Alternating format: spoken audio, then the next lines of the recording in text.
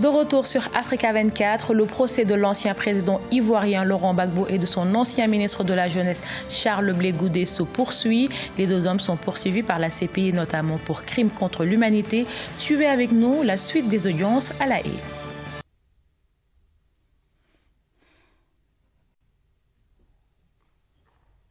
Please be seated.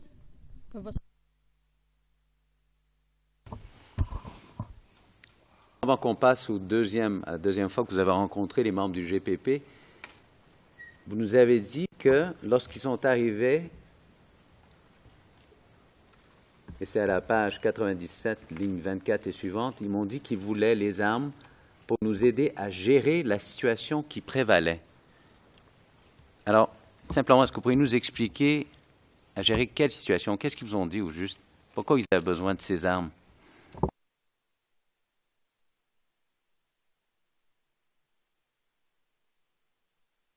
Je ne saurais vous dire pourquoi exactement ils avaient besoin de ces armes.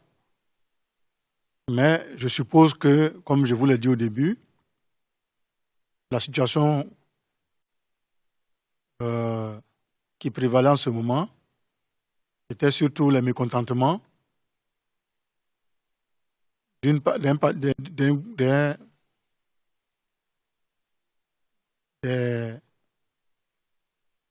supporters d'un candidat, je suppose, parce que comme je vous ai dit au début, j'ai dit qu'il y avait les deux candidats à l'élection présidentielle avaient été déclarés admis.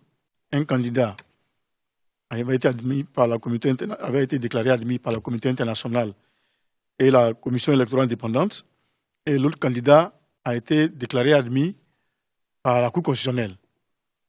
Voilà. Donc, sûrement. D'accord, j'ai bien compris, monsieur le témoin. Je vais être un peu plus précis. Non, j'arrive. Oui, allez-y. Donc, je suppose que, comme il y a des mécontentements, sûrement d'un groupe par rapport à l'autre, ils sont venus me voir pour avoir des armes. Quand ils parlent de gérer la situation qui prévalait, je ne peux pas vous dire exactement, voilà ce qui se passe. Mais je suppose qu'eux, ils ont leurs raisons pour lesquelles ils voulaient des armes. Voilà.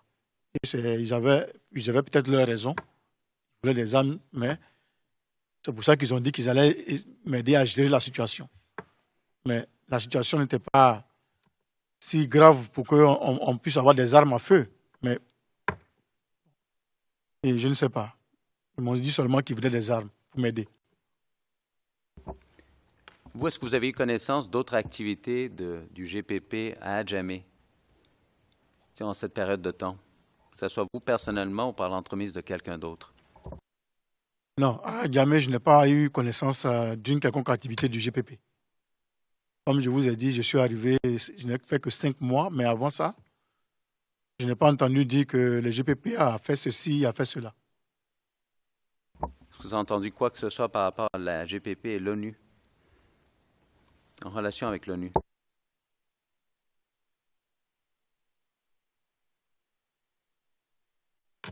Avec l'ONU,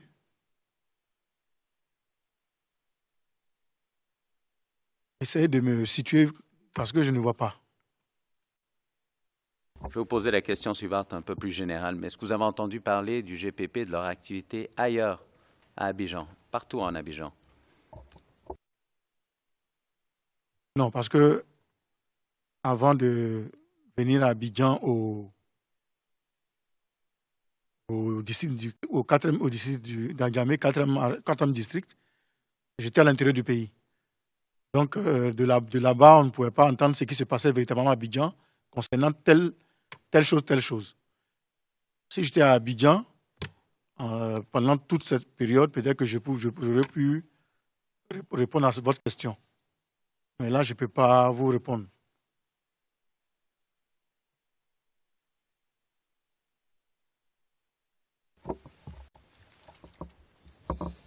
Je comprends, monsieur le témoin, que vous avez eu une autre rencontre avec des personnes du GPP. C'est exact? Oui, c'est exact. Cette rencontre a eu lieu combien de temps après la première, approximativement? approximativement un mois après.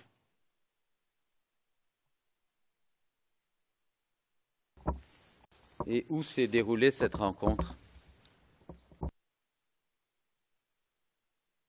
Cette rencontre s'est déroulée cette fois-ci dans mon bureau. Ils sont arrivés au secrétariat. Donc, le secrétaire, je crois, est venu me dire qu'il y avait un groupe d'éléments de GPP qui étaient là, qui voulaient me rencontrer. Donc, je les ai fait rentrer dans mon bureau.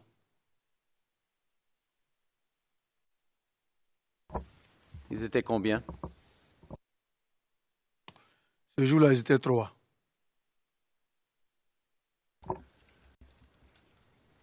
Est-ce qu'ils vous ont donné leur nom, sobriquet ou quoi que ce soit? Oui, mais j'ai oublié, parce que vraiment, ça fait longtemps, j'ai oublié.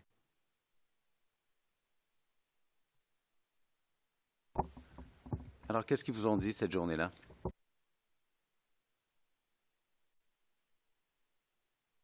Ce jour-là, ils sont revenus, ils ont réitéré leur demande de leur fournir des armes. Ils m'ont dit que cette fois-ci, c'était pour aller sur le terrain. Je ne sais pas ce que ça veut dire. Et là encore, j'ai refusé. Je leur ai dit que je ne vous reconnais aucune légitimité, aucune autorité, donc je ne peux pas vous donner des armes. Que si vous étiez un groupe qui avait été créé légalement, en ce moment, je pourrais comprendre. Mais vous n'êtes pas créé de façon légale, je ne peux pas vous donner des armes parce que si vous posez des actes, demain, ça va se retourner contre moi. On me demandera pourquoi est-ce que tu leur as donné des armes. Est-ce qu'ils sont légalement constitués? Donc, je ne vais pas vous donner ces armes-là.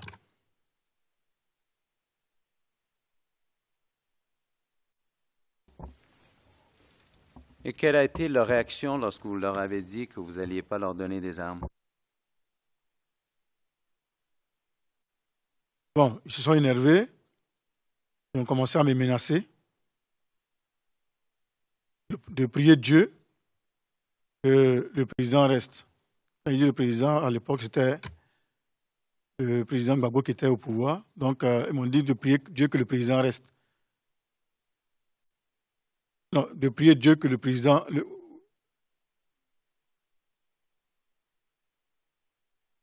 Non, ils m'ont dit de prier Dieu que si le président est toujours là, en tout cas, je vais voir avec eux.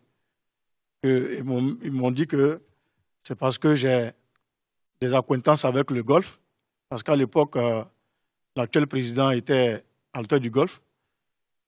Il dit que c'est parce que j'ai des acquaintances avec l'hôtel du Golfe que je ne veux pas donner les armes et que je ne veux rien faire. Que je laisse les gens marcher, je laisse les gens faire n'importe quoi. Et eux, ils sont venus me demander des armes pour aller régler la situation et moi, je refuse. Je prie Dieu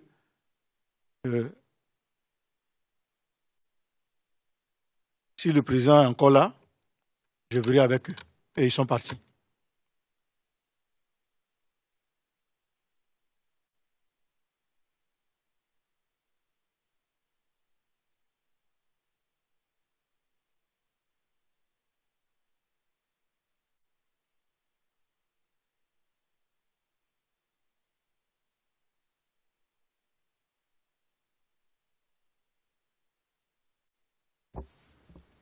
Alors, simplement pour qu'on comprenne bien, vous avez dit qu'ils vous ont dit que de prier Dieu que le président reste. Que si le président est toujours là, en tout cas, je vais voir avec eux. Simplement qu'on soit clair, on parle de quel président? On parle de qui à ce moment-là? De qui parlait-il? Oui, c'est à peu près ce qu'ils m'ont dit. Hein. Si mes souvenirs sont bons, c'est à peu près ce qu'ils m'ont dit. Et à l'époque, c'était le président Gbagbo qui était président. Donc, on dit que si, comme j'ai de l'acquaintance avec les gens du Golfe, ils voulaient parler de l'actuel président qui était en ce moment au Golfe. Et comme j'ai des acquaintances avec les gens du Golfe, de prier Dieu. Parce que si le président est là, je verrai avec eux. C'est ce qu'ils m'ont dit.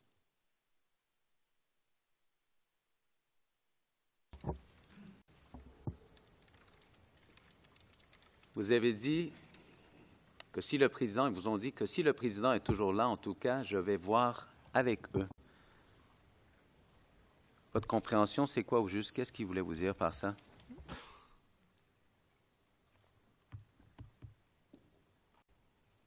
Je pense que, sans être exact par rapport à leurs propos, je dirais que simplement, vous voulez me dire que si les choses arrivent à se calmer et que le président Gbagbo est encore là, au pouvoir, eux, je verrai avec eux. Je vais y aller droit au but. Est-ce que c'était une menace? Avez-vous compris ça comme une menace de leur part? Le président, il a répété la même chose 3 fois déjà. N'est-ce pas? Comment vous avez réagi lorsqu'ils vous ont dit ça, Monsieur le témoin? Je n'ai pas réagi. Je les ai regardés quand ils ont fini. Ils sont sortis de mon bureau, ils sont partis. Je n'ai pas eu de réaction. Je veux bien comprendre une chose simplement, monsieur le témoin, par rapport à cet incident. À cette époque, lorsqu'ils viennent vous demander des armes, vous êtes chef du district. Pourquoi ne les avez-vous pas simplement arrêtés, mis en état d'arrestation ou détenus par rapport à cette menace?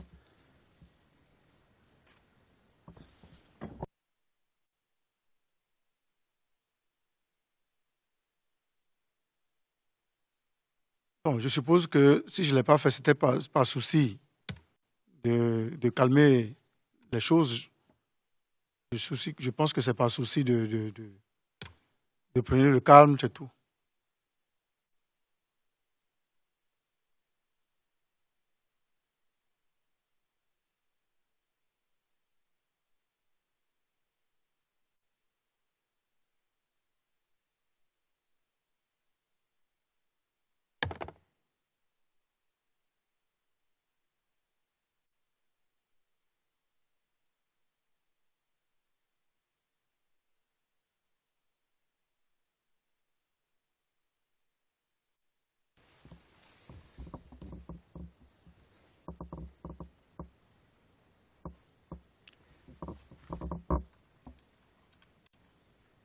Simplement, sur votre dernière réponse, vous dites que c'est par souci pour préserver le calme, si je comprends bien, mais je veux simplement conclure avec cette question, mais ils sont quand même venus vous demander pour des armes.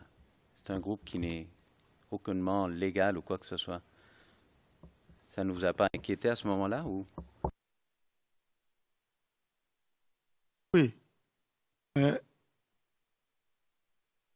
qu'est-ce que je pouvais faire? Je ne pouvais pas, je veux dire, les gens qui sont venus me demander des armes et que parce que j'ai refusé mes menaces, bon, je trouve que ça ne valait pas la peine de les arrêter. Ils sont repartis. Merci, Monsieur le témoin. Your Honors, I do note the time. Je remarque l'heure, Madame, Messieurs les juges. Je crois qu'il nous reste encore 30 à 40 minutes. Et ce que je vous demande, si possible, c'est si on pourrait lever la séance maintenant. Je dirai le transcript pendant le week-end et je verrai comment être le plus efficace possible le lundi. Le président, non, on a encore 10 minutes quand même. On a commencé à moins le quart. Il nous reste encore un quart d'heure. Monsieur Garcia, mais pour être efficace, je pense que nous serons beaucoup plus efficaces si nous pouvons étudier ce qui s'est passé pendant le week-end. Et ainsi, nous pourrons poser des questions totalement pertinentes dès lundi. Le président, je vais vous dire exactement où nous en sommes. Je me base sur ce que nous dit Madame la greffière au niveau du temps passé.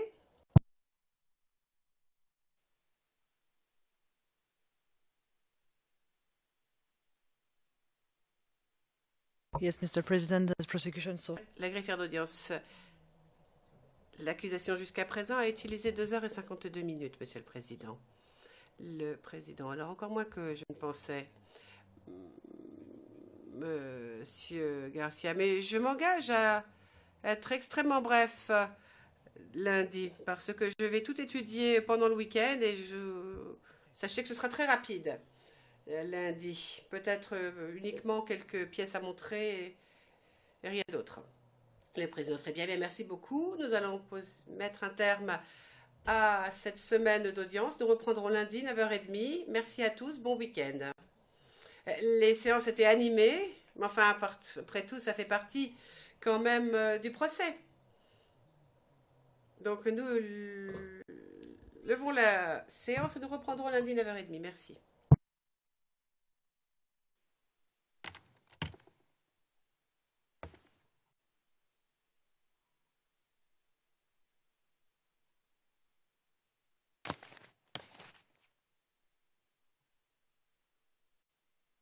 C'était la retransmission du procès de Laurent Gbagbo et Charles Blé Goudet à La Haye, aux Pays-Bas. Merci de l'avoir suivi. L'information continue sur Africa 24.